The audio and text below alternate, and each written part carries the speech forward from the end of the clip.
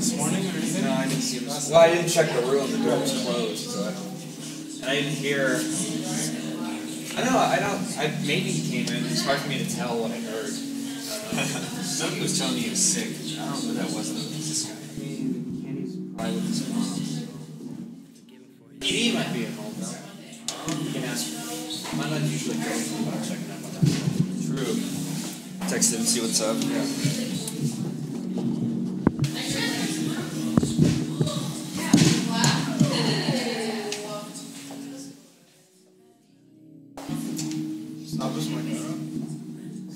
Do I know tomorrow? Jono said, yeah.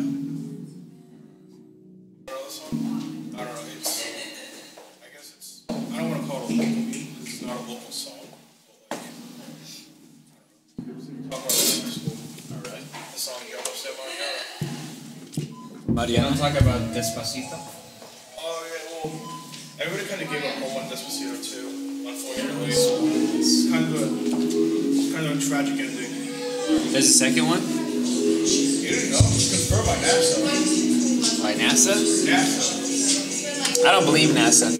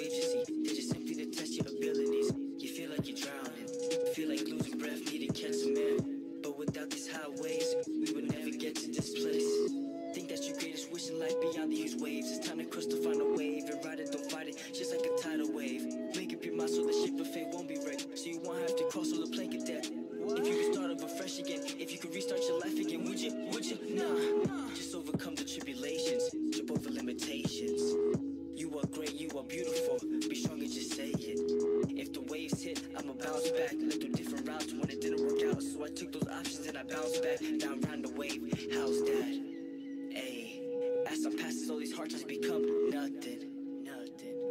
than a dream, more than a memory. All things come with sacrifices, as easy to give up. Even if you get caught in that current, if you keep on swimming, you'll find your way up. All I ever wanted was to make you proud, but the waves keep holding me back. It's like the waters keep going on my nose. My vision's cloudy, don't know where to go. Current's taking me on its flow. Oh, I'm drowning on my rules.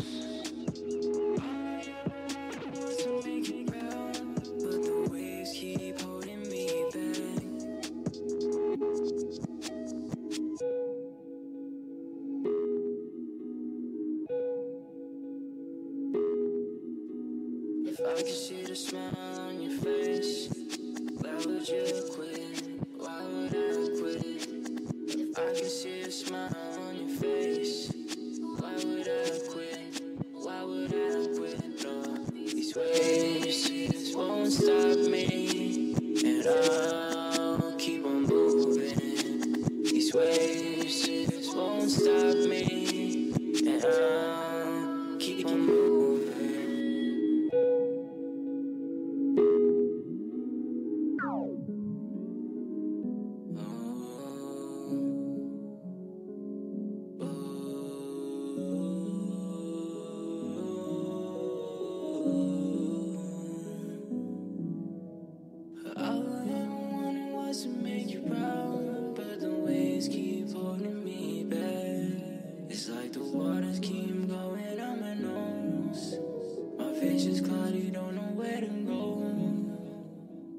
Taking me on its flow. Oh, I'm drowning on my woes. Oh, I won't stop, just let you know. No, I won't stop, just let you know.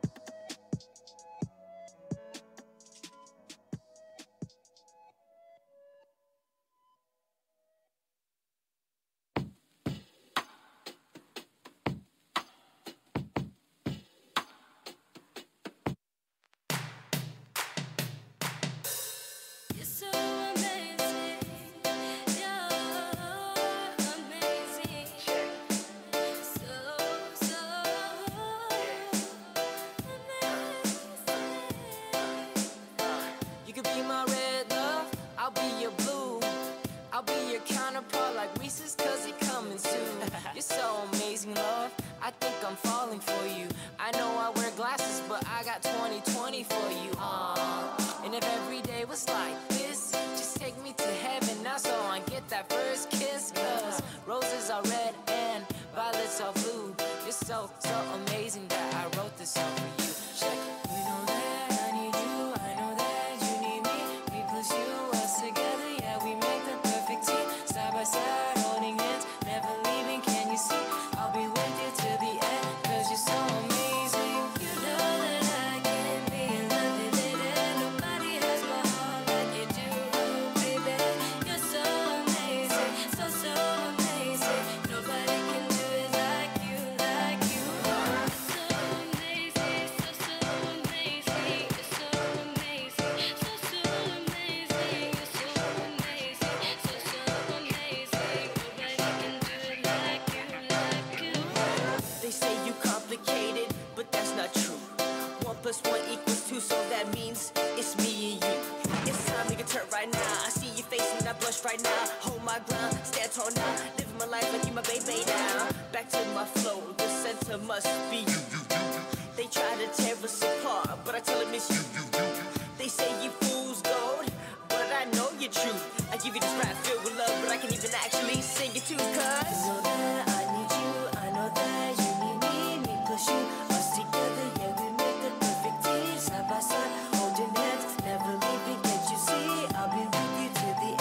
'cause you're so amazing. You know that I can't be in love with it, and nobody has my heart like you do, oh baby.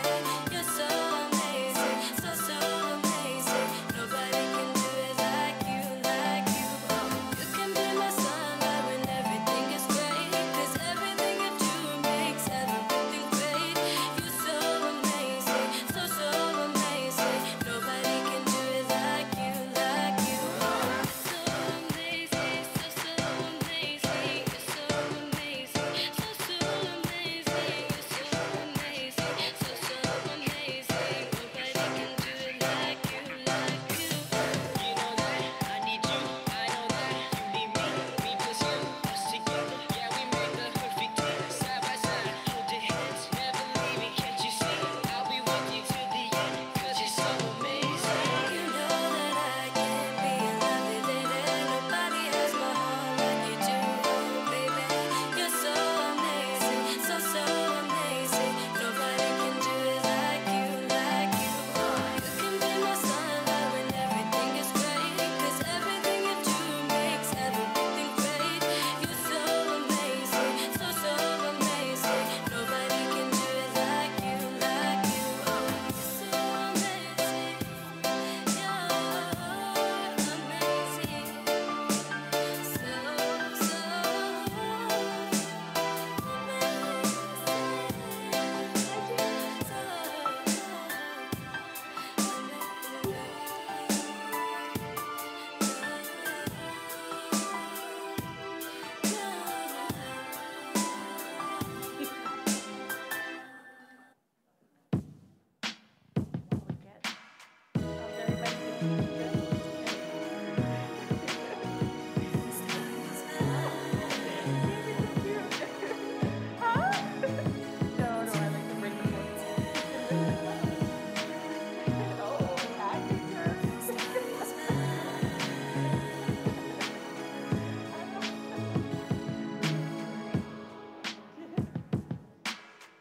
Nike's on my feet, with J's on deck.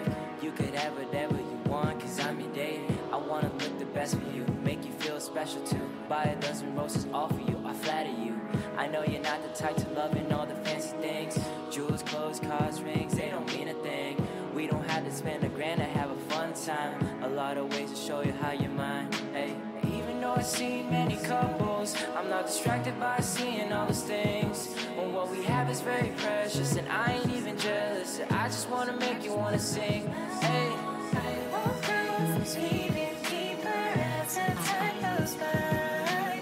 We'll share every single minute till we die. We can go to the park and go and get some ice cream. I don't mind what you get as long as you are happy.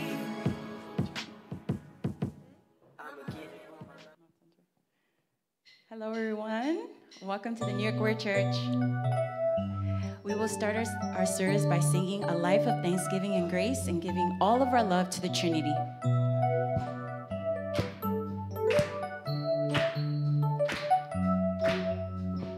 God the Spirit and the Son love us. Through their love until this day, they've given every single thing, not holding anything back. For the grace I have received, I thank the Lord each day. I will forget, I will rejoice, living with the Lord.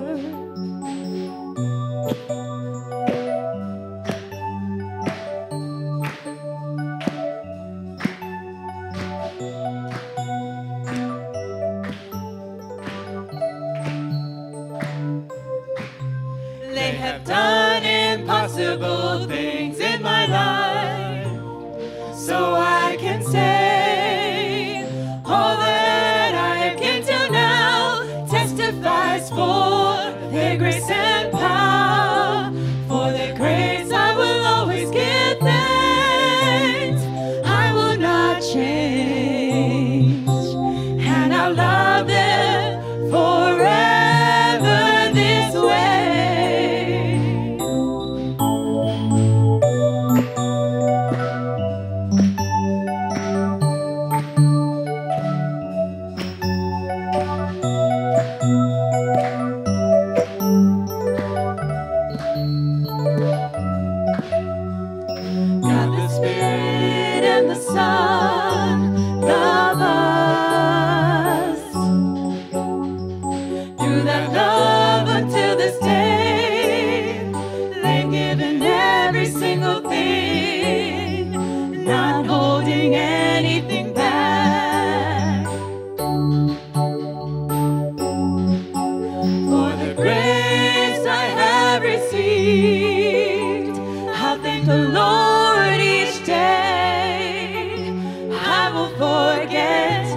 I will rejoice, living with the Lord.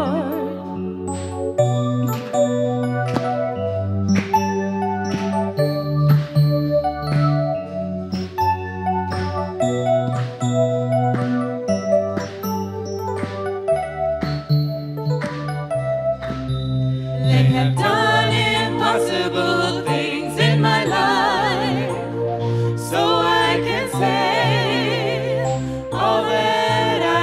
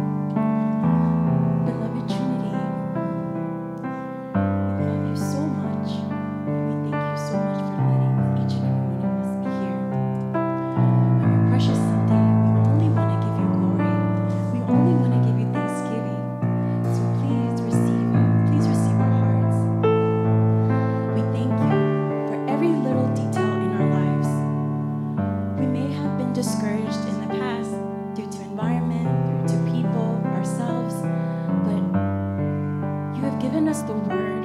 So help us to truly be determined once again in our hearts to be encouraged. I pray that even if anyone is discouraged when they listen to the words that Pastor Sky will deliver, I pray that their hearts will be filled with that zealousness, that zeal for the Trinity, and once again be encouraged in their life. I pray that the heavens will speak powerfully through Pastor Sky as he gives us the word tonight.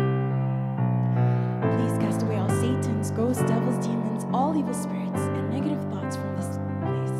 That your heavenly angels will be here, and we pray that we will listen well and bear fruit from this service. We thank you, and we love you, and we pray all this in the name of the Holy Son, Lord's name.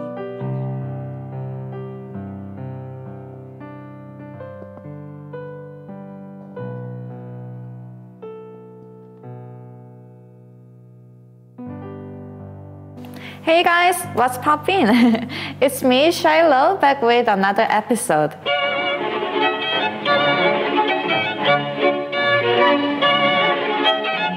It's been a long time, right? Did you miss me? You have to, right?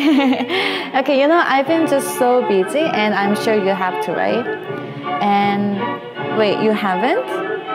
You mean you're just a college student who partied all break and don't have actual responsibilities?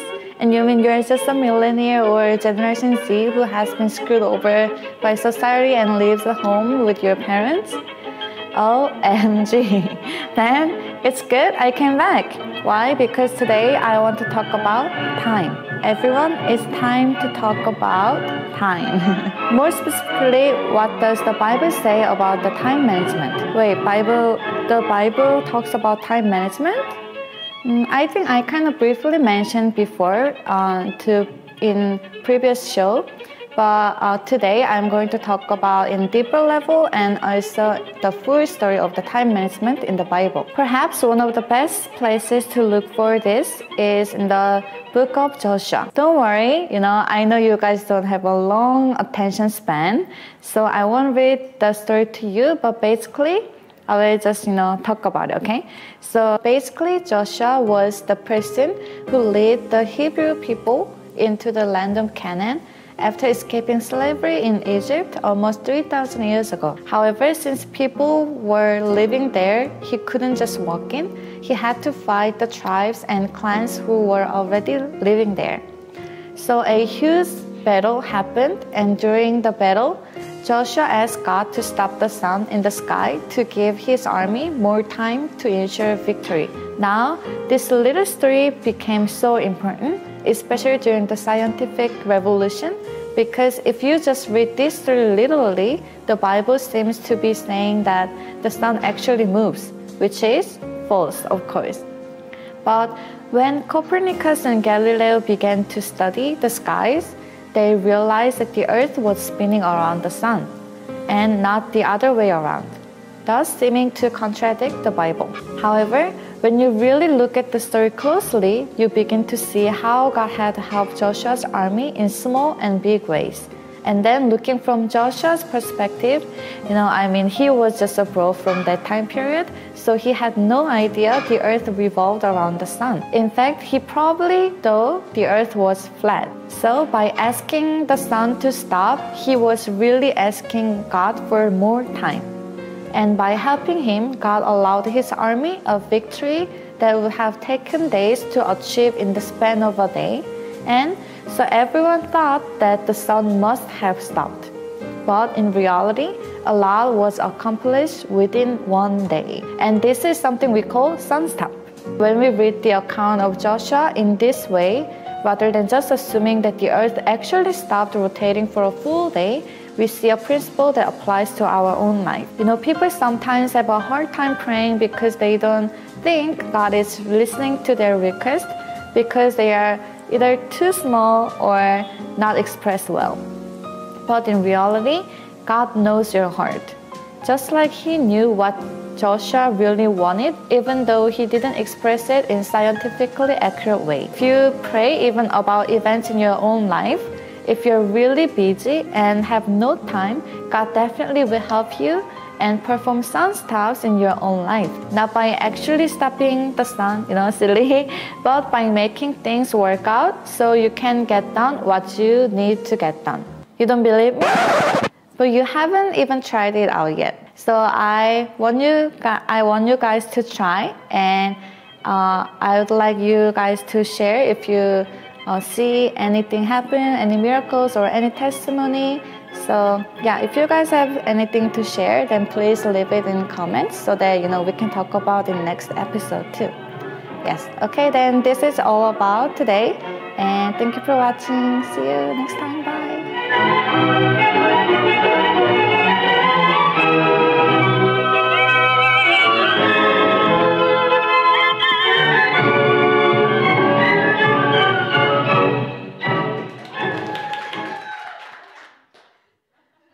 Welcome back, Word Church. How are we doing tonight? It's been a couple of weeks. We had a break, but we're back now. So thank you all for coming, and for you joining online. We appreciate your views. Thank you very much. All right, so it's already 27 days into January. So by now, we're probably letting all of those New Year's resolutions slowly fade into the distance. Right? No? You're keeping them up? Good, good. Because actually, those New Year's resolutions where people want to have new diets or new fashion or trying to, make their bodies healthy and exercise, those are actually very much related to your life of faith. Right? They are, right? And a lot of churches, they'll talk about being spiritual, but what is it to really be spiritual? Because if you don't have this body, you can't really be spiritual because those things are connected. And that's something that we study here in the Word Church. How exactly our bodies function and how are we actually connecting to God?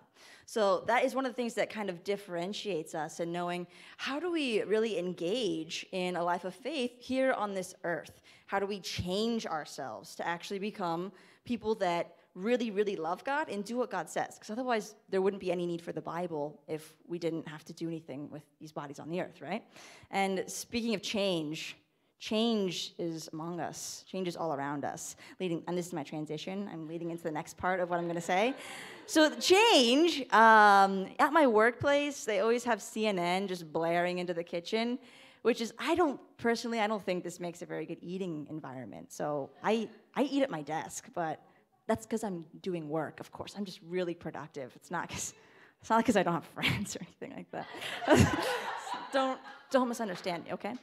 Anyway, I walk into the kitchen. I need to get, some hot water and warm up my food and stuff. And so I'm checking the news. But I don't really watch the news too much because, personally, I think that I'm not going to go there. Personally, but I see on the news that there's been this government shutdown. Whether you know much about it or nothing about it, there's a government shutdown. But there's, a compromise that they reached. So everyone was getting their phones out, screenshotting, oh my gosh, they're finally coming to a compromise. It's been so long. I couldn't even travel because there weren't enough people at the airport to go through security. And I was like, gosh, what a mess. And so it's even though there's this compromise, it's tentative. It's only meant to last until they can come up with something better. And this happens so often, too, where we kind of want something to change and then take place immediately. That's kind of why New Year's resolutions fade off, because we want to become this new person, but it really takes time. And faith, too, it really does take a lot of time. And when you're putting in a new change in place, you're not always going to make every part of your life happy. And especially when you're in a position of leadership, you're not going to be able to make everyone happy. Now, this may be hard for you to do, but just imagine that you were Donald Trump for a second. And think of how much ridicule this man receives. I don't care whether you like him or not. I'm not trying to go there, but I'm just saying, for someone in leadership especially, because all of you, whether you believe it or not, you're leaders in some way, shape, or form. So how much ridicule and slander and blasphemy and crazy things can people say about you until you start to feel really discouraged and you just want to quit? You got to think at the end of the day, these leaders in history and, even for Donald Trump, he's still going. You know, he hasn't gotten discouraged and gone into his room and then just like never came out. Somehow he always keeps coming out and does the same show. So it's like, you gotta give him props at least for that. And when you think about people in the Bible too, there's this connection, these leaders that have something that they believe in so firmly that they're willing to risk their lives. And as Myung-shim, as we just saw, or Shiloh, this is the Shiloh show, her Korean name is Myung-shim, she was explaining about Joshua, right? And you gotta think, wow, this leader, he's in charge of all these Israelites, and they're supposed to go destroy like 31 tribes to go get the promised land that God told them to do. And it's like, are you sure? Are you sure about that? All of them? Yeah, all of them. But they have way more people. They have way more weapons. Are you sure? And God's like, yeah. So how would you not get discouraged when even your own people are like doubting? Because ultimately, that's why the Israelites stayed in the desert for so long, is because they complained, they grumbled, they doubted that they were actually going to fulfill the promise that God made to them, getting to go into the promised land. So this is a big example, and it's hard to connect sometimes with daily life when we read about these instances in the Bible. So that's why we have to understand the principle and actually apply that to our lives. So in your daily life, how many times do you go through something where you just want to give up? In school, you can't give up because you fail, and no one wants to fail in anything that you do. So some purpose keeps you pushing forward. And even if that purpose is trying to just get past your next test, that purpose is what keeps you from becoming overly discouraged. Now, here's the difference, because anybody in the world can be successful. Anybody can. But why is it that we need God? This is the difference that it makes, because Galatians 6:9 says, who knows? Anybody know? Do not become weary, because the time is coming when you can reap everything that you have sown, and that is if you don't give up. So if you don't give up. And an important thing here is if you don't give up, well, like, wow, I have to do everything? Everything? And this is why we have to like really pray every day. What is it that God wants you to do that you shouldn't give up on? Those are the things that you really have to see through to the end. And those are the things that we're going to talk more about tonight in this message about not getting discouraged, because really the difference is what God gives you that lasts so much longer than what we can just do for ourselves. Ultimately, anything that we do just ends with the body. And this is why we have to live as spiritual people, because that's what lasts in eternity. So with that little tidbit, that little intro, I'd like to invite up Pastor Sky to deliver tonight's message.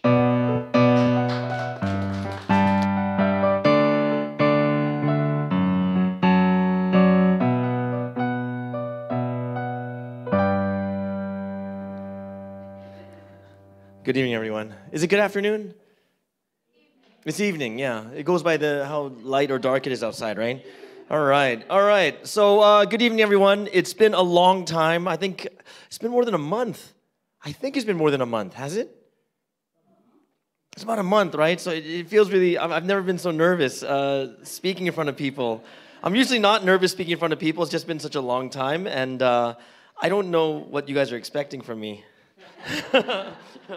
Right? So you got to think about this like my first time again, so you got to give me a break, right? So today, because, I don't want to get discouraged. Ooh, right? Okay. So, yes, today's message is about discouragement, right? And I know that we just heard from Danny about discouragement itself. And I want to talk to you about this a little bit in more detail and kind of what we go through in our lives and what makes us discouraged, especially when it comes to us coming before God, okay? So today's title, once again, is Don't Be Discouraged. Why? Because God, the Holy Spirit, and the Lord, they will do it for us. Okay, that's today's title, right? Don't be discouraged, because God, the Holy Spirit, and the Lord will do it for us. Now, one disclaimer is, it doesn't literally mean they're going to do it for you. So I'm sorry. If you're really, really lazy and you don't want to do anything, it's not going to be like that, okay? I'm going to go step by step. I'm going to start with a little story because, no one has to do this because I know what the answer is going to be. Have you been to those motivational speakers are like, who here has been discouraged in their life? And it's like, duh, everyone has, right? Right? I'm the most discouraged person is probably him because he's got no seats around him. No one sitting around him. He could feel so discouraged at this time, right? I'm not even sure. You came together right? And you put a seat between the two of you. That's kind of weird, okay? So what's your name, by the way? Micah. That's a great name. Micah. Wow, okay. You got a great name and no one wants to sit next to you. Oh, there you go, right? What about Michelle? No? Okay, all right, cool. Just checking. Okay, so discouragement. I'm not going to ask you who's been discouraged. Why? Because it's something that everyone goes through in life no matter what. Now, I'm going to start with a story. Okay, it's a very interesting story. And I heard this story, and it's really, really discouraging. Okay, it's a discouraging story, right? And when you hear this, you'll be like, oh, it's so discouraging. And through this one story, right, we're going to go through all the different things, right, that kind of those things that make us discouraged. Okay. Now, of course, I'm not going to end it as a discouraging story, but let me start off. Okay. So, I've been pastoring for about almost 4 years now. Before that, I was a missionary for like 9 years. And before that, I really gave my life up to Christ about 21 years ago when I was a certain age. Just caught myself on that one, right? All right, when I was a certain age, I really gave myself up to Christ, right? And at that point, I'm like, yeah, this is what I really want to do. And what happened was, I have my senior pastor, and he's the one that trained me, took me through theology. He just knows the Bible inside and out, kind of like, don't get me wrong, but we'll just say like a mini Messiah, right? Like he's just really, really amazing, right? And he's not that, but I'm like, wow, this guy's great. Now, he told me this crazy story, okay? And I want you to listen to this story and listen to it really well, because through this story, you're going to see all the different aspects of discouragement and where it comes from. So about 40 years ago, okay? So 40 years ago, he began ministry, like his ministry. Right? And the ministry he began, it's in South Korea. He began in the largest city. Everyone know the largest city in South Korea is? Seoul. Okay, everyone should know that, right? Yay. Okay, either way. Right, so it's Seoul, Korea. Okay, so Seoul, Korea, he starts his missions there. And the gospel, 40 years ago, we're thinking about South Korea. South Korea is, right now, it's super fervent. And it's it's a hot pot, of just Christianity. But you're talking decades and decades and decades ago. It's not a place where it's actually bubbling and boiling, right?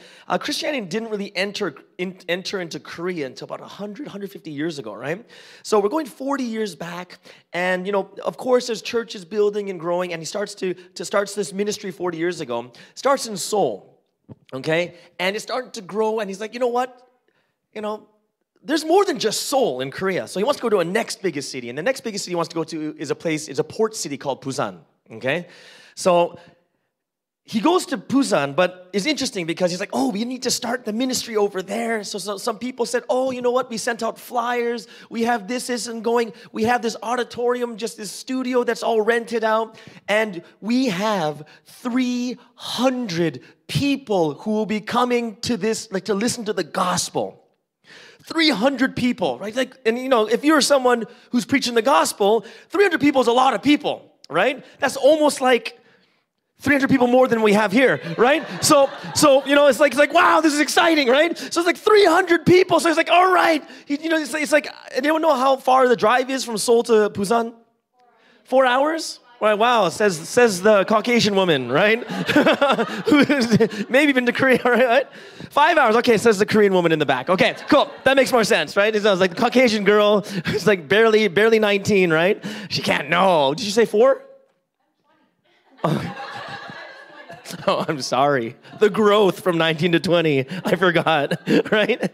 Right, so I'm not gonna ask how old you are. Okay, so either way, right? So what happens here is, you said 5-hour drive?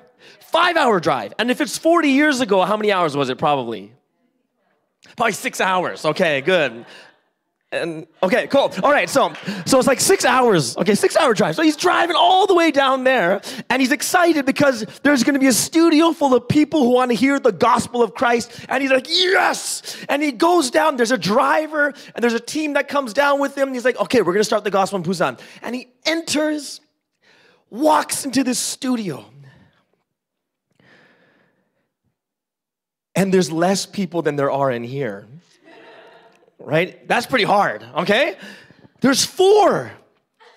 There's 4 people, right? So he's like, hey, guess what? Come drive 5 hours down to Busan. We have 300 people ready for you. You got to come just preach the gospel, spread the ministry of Christ, right? He's like, yes. And he goes down and he enters this huge studio that could fit more than 300 people. And there's 4.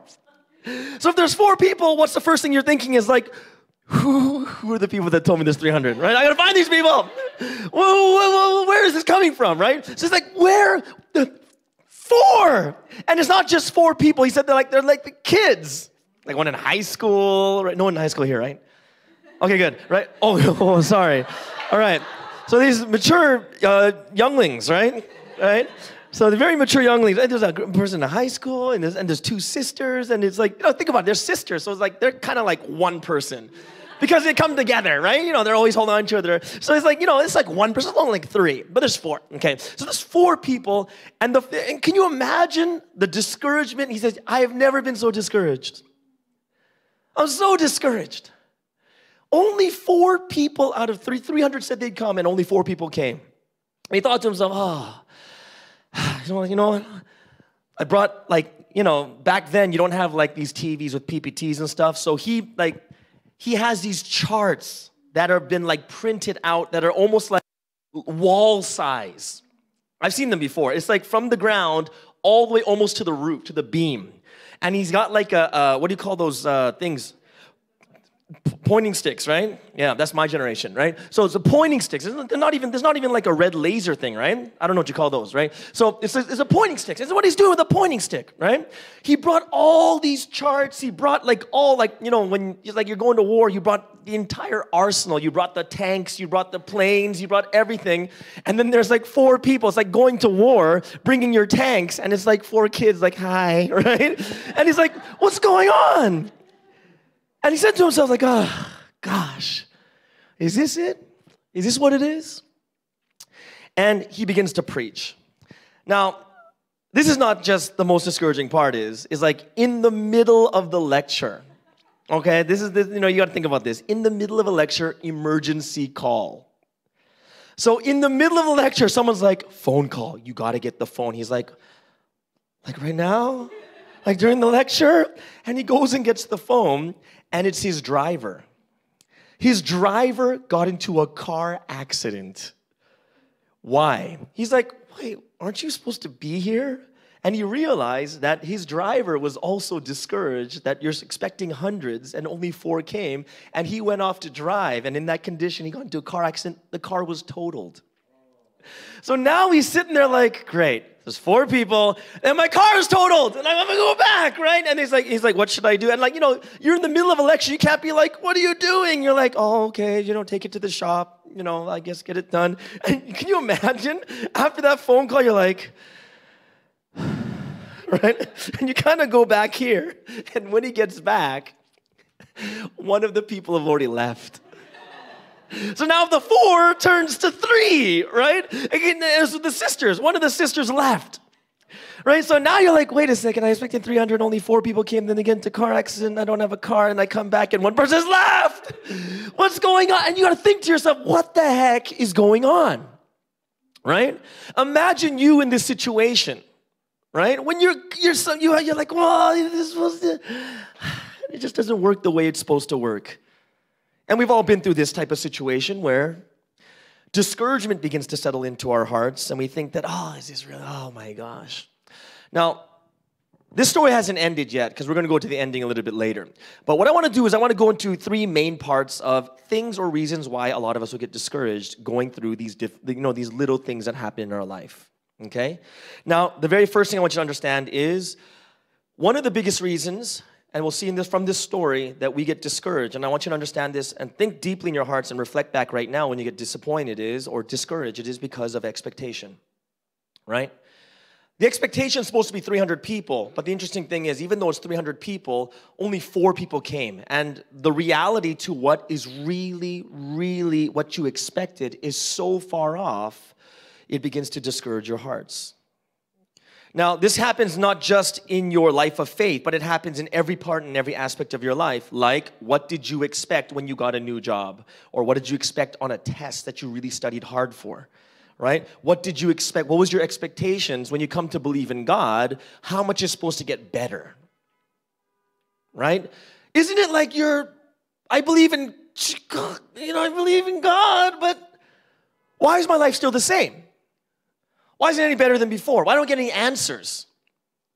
Why is it I get into something, I got this new job, I got this new role at the church, and things are still kind of the same as they were before.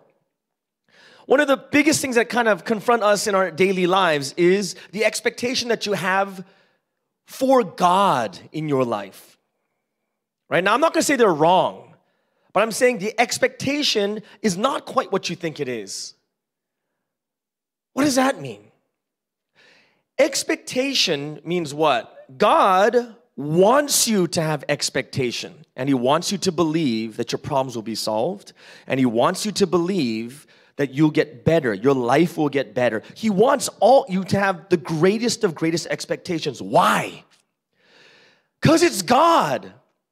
You got to think about this. If it's God who's giving you this hope, if it's God that's giving you all these thoughts in your mind about problems being solved, doing better things in your life, shouldn't, of all people that you believe or have expectations in, shouldn't it be for like when it's God? Shouldn't He be like the number one person? If there's anyone to have the perfect, most ideal expectations, shouldn't it be God? And the answer is yes. It's true. You should have the most ideal expectations.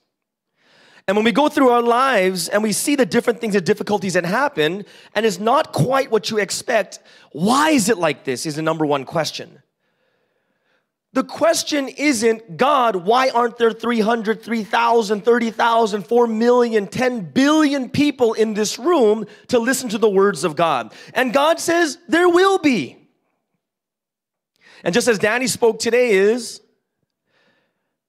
people stop along the way. Your expectations are correct and they are right. It will happen.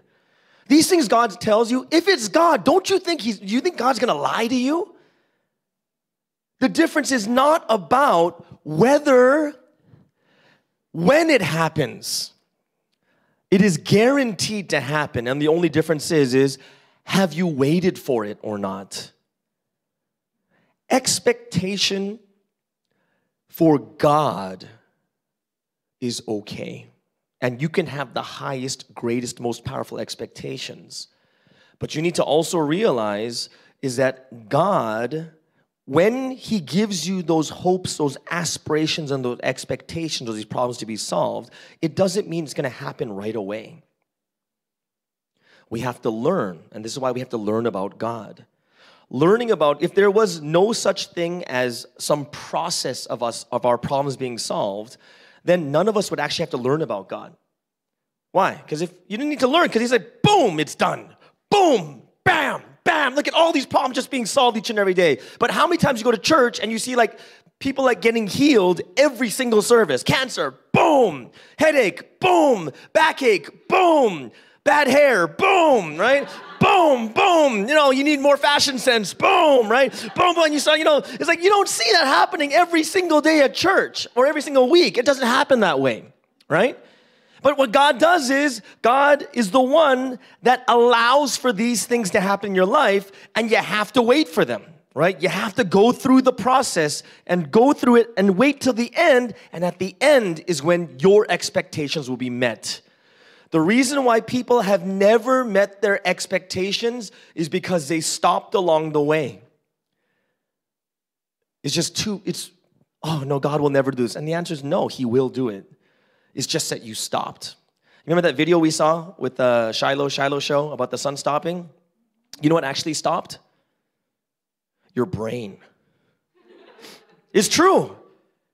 It's not the sun that stopped. It's actually your brain that stops functioning because you're like, that's the way it is. And what we do is when we read the Bible, we have these expectations of God. All of a sudden, our brain stops functioning. We just think, all right, well, that's it. Well, God said it, so obviously it's gone. Okay, well, my brain stopped, right? That's kind of what we do. It's not the sun that stops. It's your brain that stops. People stop thinking.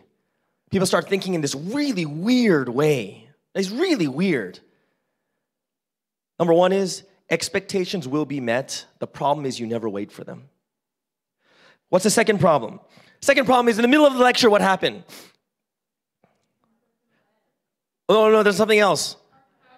Car crash, okay? Now, in the middle of the lesson, we have a car crash, right? Now, one of the interesting things about human beings, especially when it comes to people who believe in God is we think that the moment something bad happens, it's like, is this God's will?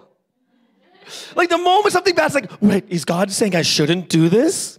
Right? It's almost like learning how to walk, falling over and saying, does God not want me to walk? Right? It's like, is that a reason? You know, you got to think about how interesting that is that the moment something bad happens is the moment you start thinking to yourself that this is what God, God doesn't want this. God doesn't want this. Why? Because something bad happened. It's what happens to us in our daily lives too. Whether it's your prayer, it's like, oh, I can't think very well. Does that mean you stop praying? Oh, I'm so tired. Does that mean you stop praying? No. When difficult times come, it's not that God doesn't want you to do it, right?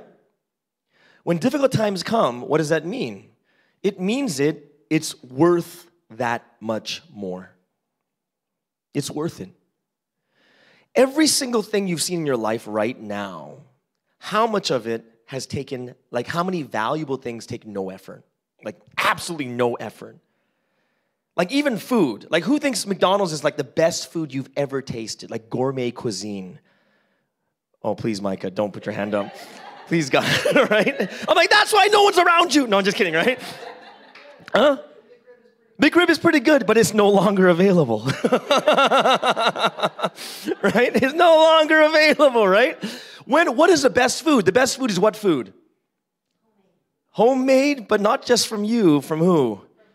From your mom. And why is it so amazing from your mom? No, psychologically speaking, you grew up with it and your taste buds formed towards that type of taste and that's why you like it. Just kidding. Okay, just kidding. Well, not kind of kidding, but yeah, kind of maybe. Okay, whatever it is, right? Okay, so either way, right? So let's go to your answer is love. Okay, right? So it's because of love, right? It is. And because they love you, it's not that the taste is love. It's not the taste being love, right? It's the love that allows them to take their time and make it from scratch. And, you know, they cut up the vegetables, right? And then they put it together. And, you know, sometimes you have, my mom would like spend like 4 hours just making food. Last time I visited my parents was like 2017. And I went to Vancouver, Canada, because that's where I'm from, Canada. So I got to plug it in right now. Welcome to Canada. Either way, okay, so my mom, right, so my mom made this food for me. The crazy part is this. She doesn't cook as long as before, but then I realized she cooks longer. I'm like, what? Like, you know, she's like, oh, you know, I made some stuff from yesterday. I'm like, all right, well, yesterday? And she's like, yeah, we'll just heat it up, right? And she puts it in the pot, and I'm like, okay. She's like, I got some lettuce and this. And I'm like, you know, I mean, like, oh, this is great. And then she looks at me and says, do you know what I got? No, my mom doesn't talk like that. But you know what I got? The lettuce. All right, she doesn't say that. She's like, oh, I can't, it's a Korean accent, so I can't really do it. So she's like, you know where I got the lettuce? And I'm like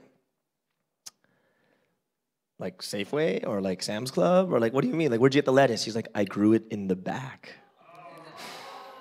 And I got the tomatoes. I'm like, you grew it in the back, right? Right? And she grew the tomatoes. She grew the spinach leaves. She grew the lettuce. And she's growing everything in the back. I'm like, Mom, are you trying to kill me? No, I'm just kidding, right? So I'm like, wow, like this is crazy. So my mom is now spending even more time cooking, right? She's like growing it and going outside every single day, protecting it, putting like this greenhouse stuff all over it. And I'm like, wow, this is so crazy. And when you think about this, it's like the food just tastes better. It just tastes better. Like this was from my mom, right? And because of that love, right, this cooking is just so amazing. It's slow cooked and it's healthy. And you eat it and you love it. You can't help it. Good things take longer. Good things take more effort. Like what schools do we have around here? We have a bunch of different schools around here, right? So there's like, name me some schools. Columbia's one. Okay, what else? A new school? Cool. What else? Hunter. What else? Baruch. What else? John Jay. What else? How many schools did you go to? Good gosh, right? Right? I transferred after one semester to here, and then there, right? So I'm like, okay, right? Okay, so, what was I saying? Which school? Now, why did I say that? I forgot. Huh? There you go. It doesn't help. Okay, so, I got it now. Okay, so let's just say like Columbia, because I know Angela. We just met. You started coming to our church since August, right? No, August, right? Now, let's take a look at all the different schools and say Columbia is part of because Patrick in the back, Minister Patrick is also from Columbia, alumni, right? And he, it's an Ivy League school, correct, right? And like, what is like the base, like the minimum like SAT score you need, or ACT? Which one was the other one called? Yeah, I don't even know what that means, but it's like ACT, SAT, all these scores. And there's a minimum the minimum thing you need to get in, right? Now, if you're going to like an Ivy League school, like a Harvard and like not MIT, Harvard, Princeton, Yale, Cornell, Brown, anywhere in there, right? Because it's an Ivy League, what happens is the standard to get in is much higher. It is much higher. Right? Just like if you want to eat at a nice steakhouse, the price is much higher. And if I go to McDonald's, right now it's 2 for $5 for a Big Mac, quarter pounder with cheese, 10-piece chicken nuggets, or Filet-O-Fish. But either way, right? I wouldn't know that. Okay? So if you see the difference between the two, there is a difference, right? There is a difference. The harder it is, right, it means that it's something that is much better and greater. Right? And that's the thing that we have to think in our heads is, what we're looking for is like the things that are difficult. If you want to buy a Mercedes-Benz, it takes more time to get the money. If you want to buy a Fiat for $15,000, you could probably steal. No, I'm just kidding. This church, right? Not stealing. What would you do to get $15,000? You would buy, sell drugs, right? Just kidding. But borrow, beg, your parents, or you get a job, and it's very, very easy to buy. But the more and more expensive it is, the more and more difficult it is for you to actually attain that thing.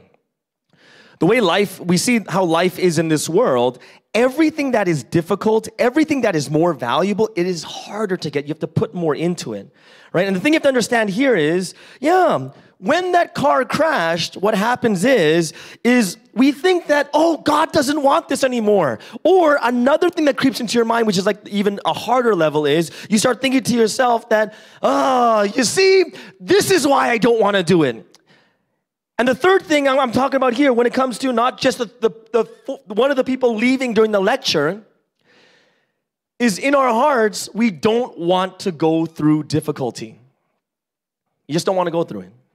How many times have you said, it never works? That's impossible. Oh, we tried it before. It's always the same. It's always the same, right? It's basically people giving up on something they could possibly do. It's almost like this. If you guys really, really, really wanted to do something, can anyone really say that they exhausted all options? Or how many of these things that you actually gave up on in your life that you actually sat down for like 1 hour and said, how much do I think I could really do this or not? And you really thought about it. You were brainstorming, trying to figure out how it's supposed to happen. Most people think for about 2-3 minutes, and they say, no, forget it. I don't want to do this anymore. I can't do this anymore. You see, 3 things that really kill people and that discourage people the most. Number 1 is your expectations, right? Or how the expectations are fulfilled, especially between you and God, is unrealistic. Number 2 is you think that when a difficult thing happens, you think that, oh, maybe it's not meant to be, which is really weird. And the third thing is you think to yourself, it's an excuse for me to just give up because I just don't want to go through difficult things. Life we live right now, is it difficult or is it easy? It's difficult. And now here, we're going to go one step further. Even if you give up in life, even if you don't want to work that hard, is life any easier? It's not, right? Have you guys ever thought about that? It's like, you know what? Oh, I hate being single. It's too hard. I'm gonna get a wife. You get a wife. It's harder. What's going on? I'm gonna get a divorce. I'm single, right? And what happens is whatever choice you make, it's all difficult.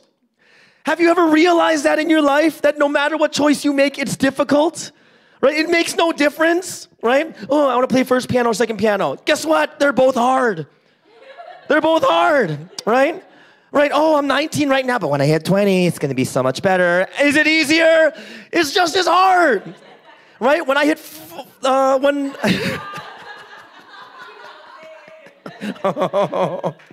okay.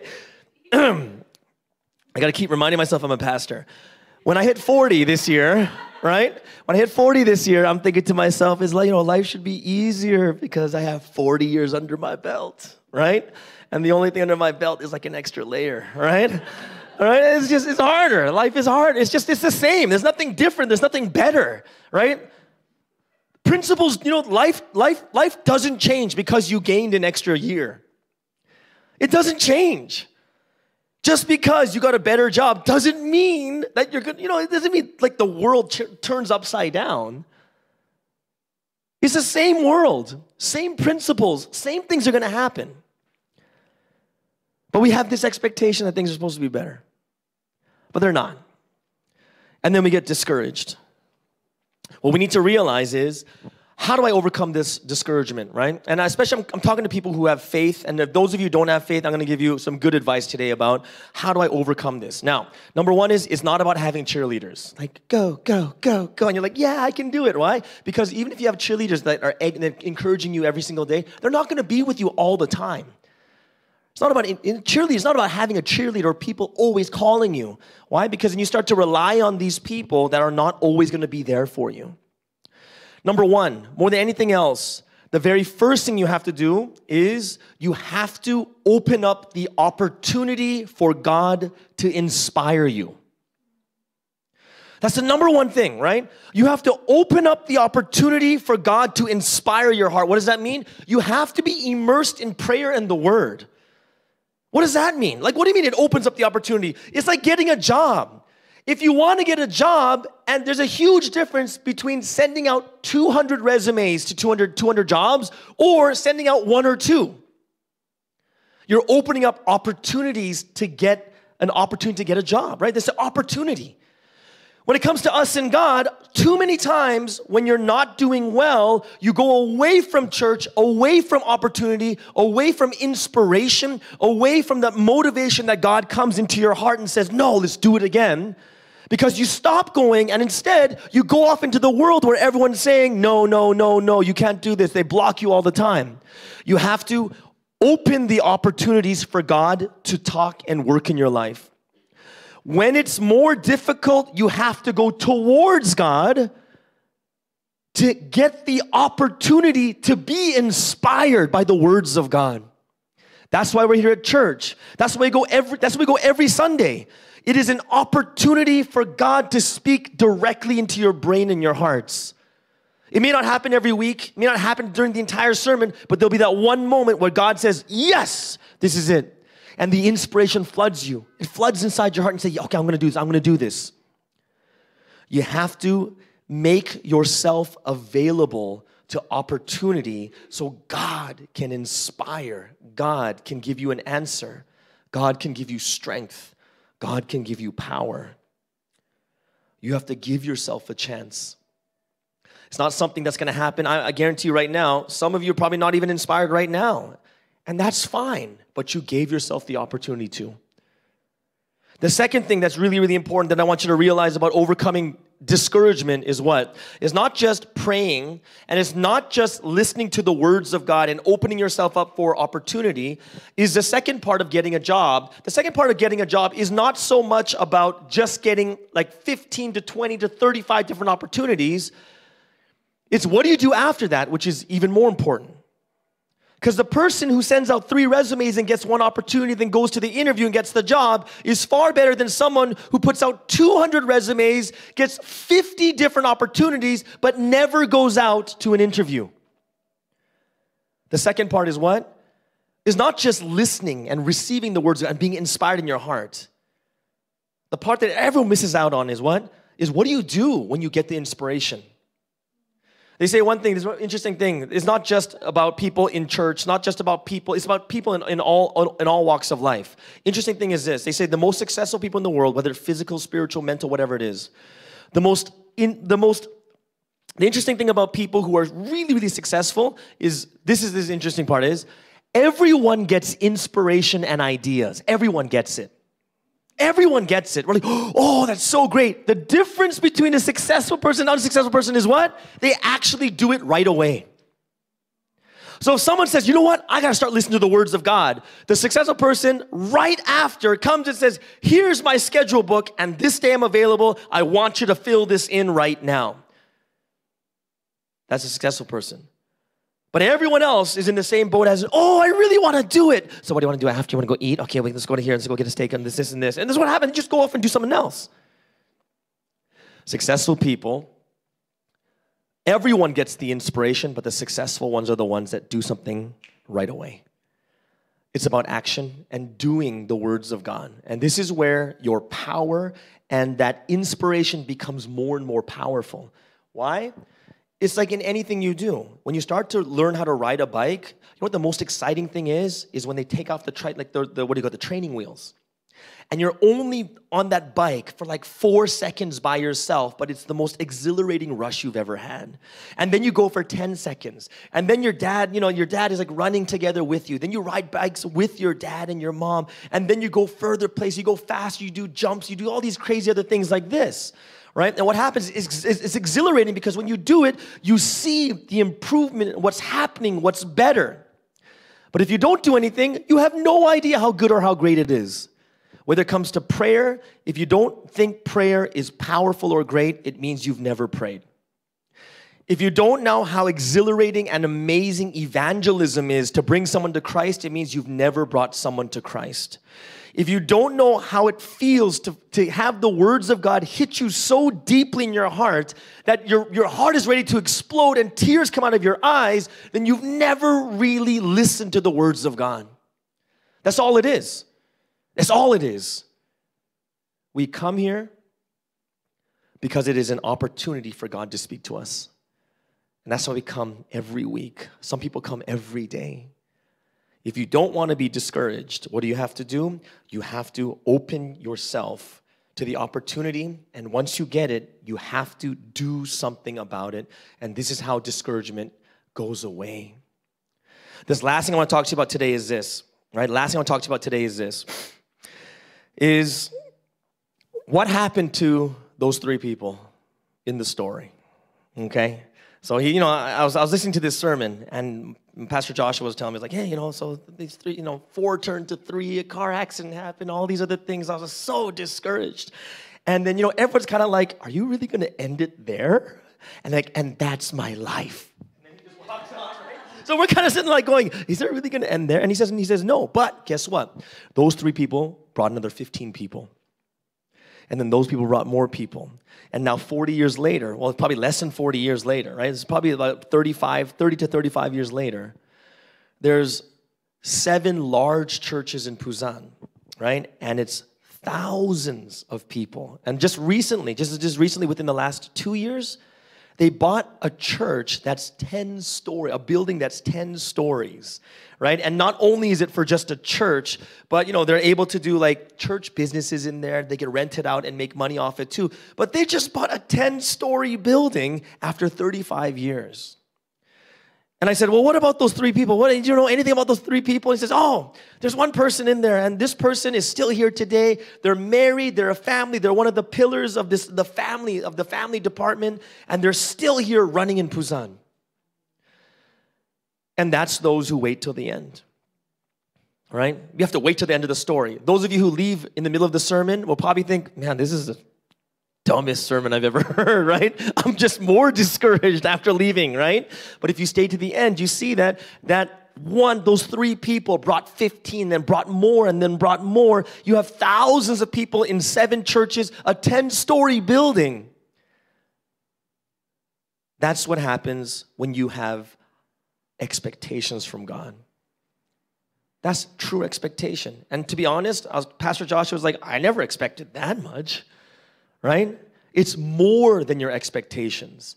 What God gives, this will be the very, very last thing I tell you. Why is it so good to receive something small from God? Why do you think it's so good to receive something small from God? What do you think? Anyone? Why is it so good to receive something small from God?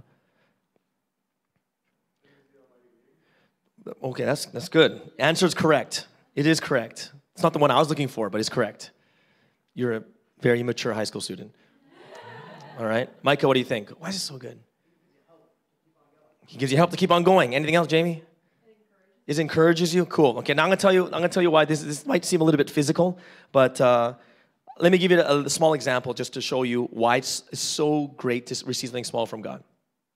So let's say there's 2 mice. Okay, 2 mice are eating cheese. Okay, or I'm eating cheese by myself. Okay, right? Then another mice kind of scoots over towards me, and he says, "Hey, can I have some cheese?" I'm like, "Sure." So I break off a piece of this cheese, right? And I give it to the other mouse. And the mouse gets, "Wow, thank you so much for this cheese," and starts eating the cheese, right? Now, here's the interesting thing. Now, that's from mouse to mouse. Now, let's just say that there's a tiger. And the tiger's sitting there, like, right? It's like, oh, elephant, antelope, whatever it is. And then the same mouse comes over, and the mouse comes over and says, "Hey, can I have a piece?" He'd be like, and how big is that piece of meat? The mouse has to eat his way out, right? It's so big. Why? Because the larger the animal, the larger the being is, that small piece is so much greater than what a mouse can give to a mouse. When God, who is the almighty, all-powerful, omniscient, omnipotent being, who is trillions and quadrillions, and I don't even know what words to use of how much greater he is than a human being, if God gives you like a speck of dust, it'll crush the earth. That's what's going to happen. Why? Because he's that much greater. What God gives to us is so much greater than what any human being can give to you. And to God, it might be small, but to us, it's like having our own church building in the center of Times Square. That's what it's like. And to God, it's this small thing. He's like going, "Sure, you want a pebble? Here, I got it from my pocket here." Boom, right? And you're like going, "Oh," and it just lands in Times Square. It's like this really nice church. You're like, "Oh, thank you for the pebble." Whoa, my gosh, right? And that's the difference, right? If you ask people for help, I was like, "Hey, can you help me out?" He buys me a bubble tea, right? That's all he does. He just buys me a bubble tea and it's done, right? I'm like, "Oh, thank you so much. You helped me for 4 minutes," right? But when it comes to someone greater and bigger, it's very interesting. Hey, Halloween, who here went out for Halloween? Just checking. No, no one went out for Halloween? No? Okay, sorry. So everyone's really good Christian people? Okay. So I never went out for Halloween, so I'm going to go to my next example. Okay, now, when you're doing Halloween, what kind of candies do people usually give you? The small bite-sized one, right? But isn't there like that place where everyone goes because what do they know? Oh my goodness. You go to like a little nicer area and they give like the bigger, we in Canada have the O. Henrys, the Crunch Bars, we have the Milky Ways. It's huge. And everyone kind of like goes towards there and like does rounds and goes like 2-3 times just to fill their bags up, right? Why? Because when you go to a bigger place or a better place, they give you, it's the same thing, right? But they give you, it's small to them, but it's much bigger, right? It's the same thing, right? We have to realize this in our life too, is that, yeah, all these other different things, the greater and the bigger it is, if a king gives you a gift and it's something really small, it's probably worth like $1 million. But if Mark gives me something small, it's probably worth like $2, right? Yeah. God is so great and amazing. He is so big. The things you want to receive, don't pray for things from people. Pray for things from God. And when you pray for things from God, this is when you see amazing and great things happen. So I have all of us here too. First sermon back after a month, right? I'm really happy it's over, all right? I'm really happy because God pulled me through the whole thing. But I also hope that everyone here too, when you realize all the discouragements that you're going through, or, like we're talking about New Year's resolutions, probably most of them we broke within the first week, right? And a lot of different things that we haven't really done the way that we really wanted to. And what God is saying to you today is, yes, you could be discouraged right now, but I want you to think differently, right? I want you to have expectation, but I want you to have the right expectation. And I want you to keep asking even for just the smallest thing from God. And it'll be so much different, so much greater and bigger than anything a person can give you. So let's just close our eyes for a few moments. And I'm going to pray. Almighty God, we're very grateful. We're very thankful that you brought all of us here today. There is a message that all of us needed to hear. And as we go through this new year of 2019, some of us can be thinking of hope that this new year will be better. Some people could actually think oh no, it's another year, I'm older. But God is not about any of these things around us, and it's not even about us. It is, what will you, God, the Almighty God, do for us this year? What am I expecting from you? And if we pray this prayer, and if we hear the words and allow the opportunity for your words to strike our hearts, great and amazing things will happen. So I pray that you'll bless every person here. Give them the inspiration to take action and move forward. And I pray that if there's any discouragement in their life right now, we will pray for each other, that you will encourage our hearts, and that we'll open ourselves up in prayer and word so that you can speak to us at this moment. We thank you so much for all that you've done. We pray all these things in the name of our wonderful living Lord Christ. Amen. Amen. Let's give Pastor Sky a round of applause for the great message that we received. So this is a time of offering. So Danny will begin passing the basket around.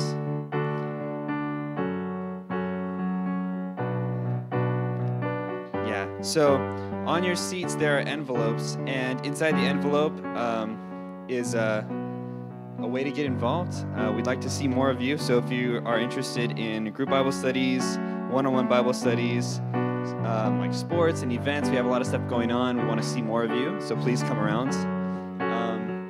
So you just go ahead and pass it around. I'll put mine in last.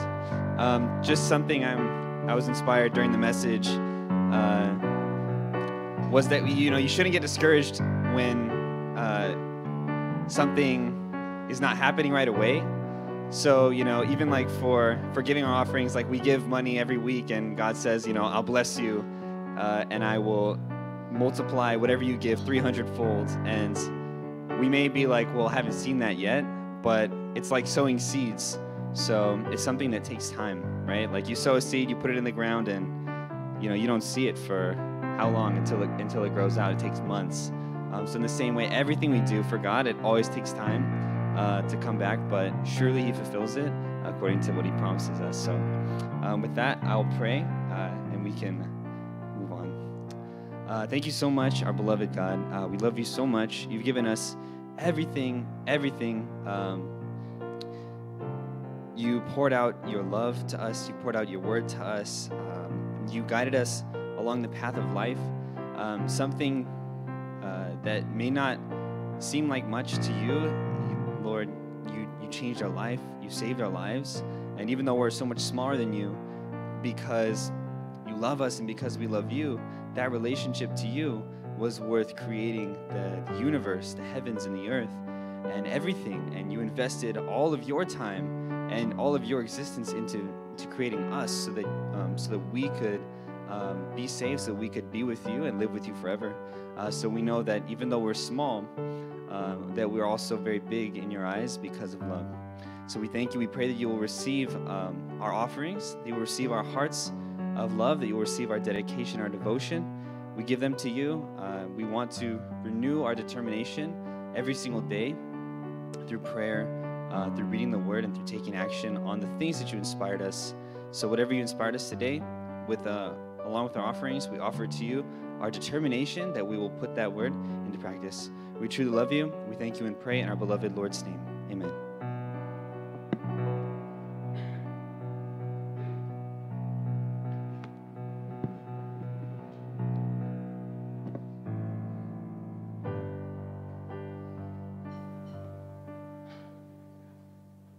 And we're back. So after receiving such amazing word, it's time to praise one last song. And let us not forget to have the right expectations before God and open up the opportunity for God to inspire each and every one of us. Amen.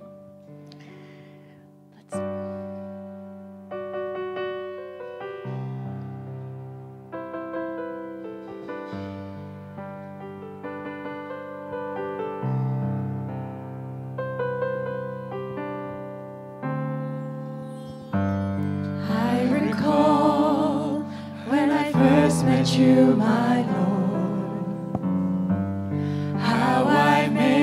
up my mind. How I decided I would learn from you only, focusing on this word alone. I have seen how you really live your life. I have seen for myself. Now I will not be shaken, whatever comes. I have seen you, Lord, so how could I shake? I will serve you, Lord. You are the King of 10,000 kings, and I love you, Lord, forever as my bridegroom. I love you more. You become my everything. I've given all my life to you. Please use me according to your will.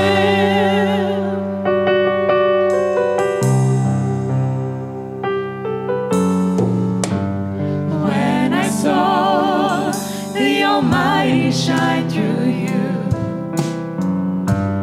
I got down on my knees.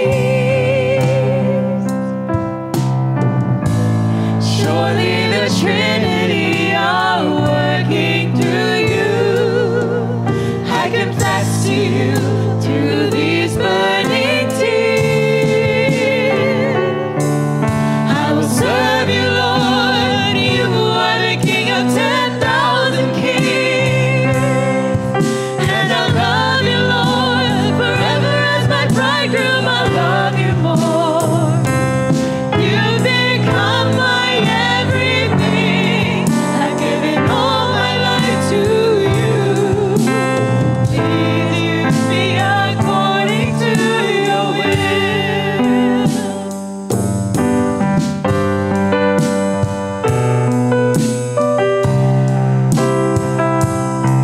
Remember, things take more effort, so therefore, strive to always pray, always ask God.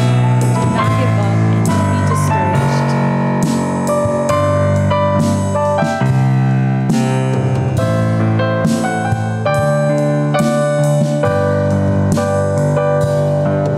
Everything, the work you've done, the word you preached, I can testify that all these things are true. I preach with the Spirit of truth. Serve you, Lord. You are the King of 10,000 kings, and I love you, Lord. Forever as my bridegroom, I love you more. You become my everything. Giving all my life to you. Please use me according to your will. I will serve you, Lord. You are the King of 10,000 kings, and I love you, Lord. Forever as my bridegroom, I love you more. You're the only one I love. There's no one else, there's nothing more. I love you, so please receive my love. You're the only one I love. There's no one else, there's nothing more. I love you, so please receive my love.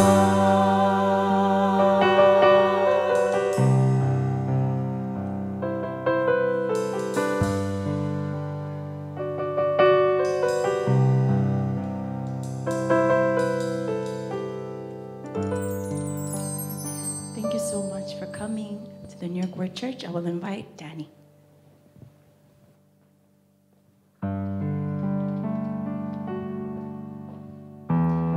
Thank you, praise team, and thank you all for coming once again. This concludes our Sunday sunset service for January 27th. I hope that you all gained and realized something from today's message. If you like more, if you'd like to see more of what we do, we have our YouTube page where we have all of our past services recorded there, nicely edited with a beautiful thumbnail, so you can check those out on YouTube. If you'd like to actually join one of our fellowships or a Bible study and continue learning with us, we will be starting a program up shortly, so check us out on Meetup. We'll have our Facebook and Instagram updated for those programs as well, so be sure to check those out. That's all that we have for you. Thank you all for coming, and God bless. And there are snacks in the back, so please enjoy.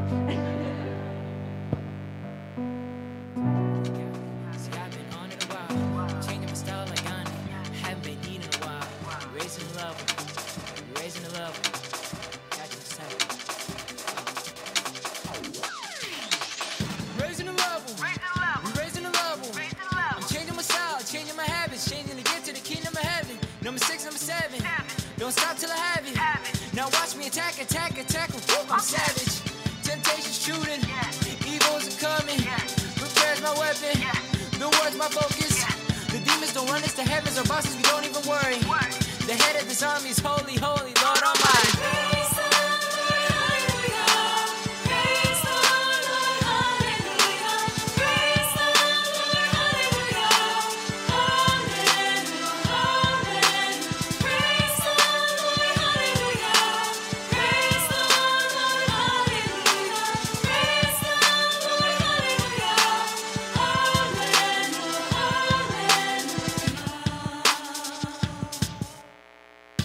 Has come, everyone's actually here, it's finally done.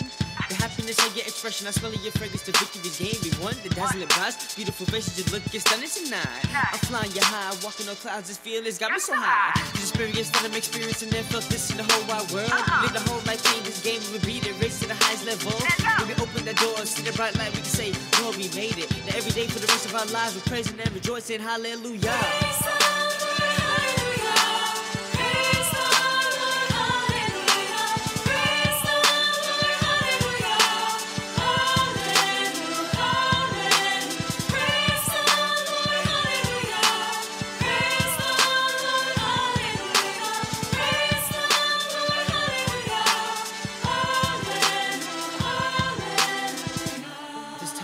Together is the greatest time. You're gonna be my love until the end of time. I'm gonna hold you tight until I feel you squeeze. We can laugh about all the memories that we have seen. Every day I'm trailing gemstones, house are made of gold. The Trinity is looking over us, watch the throne. Yeah, we made it now. We gave you all our love. We're at that place with love and peace that's up above. We made it the golden city, we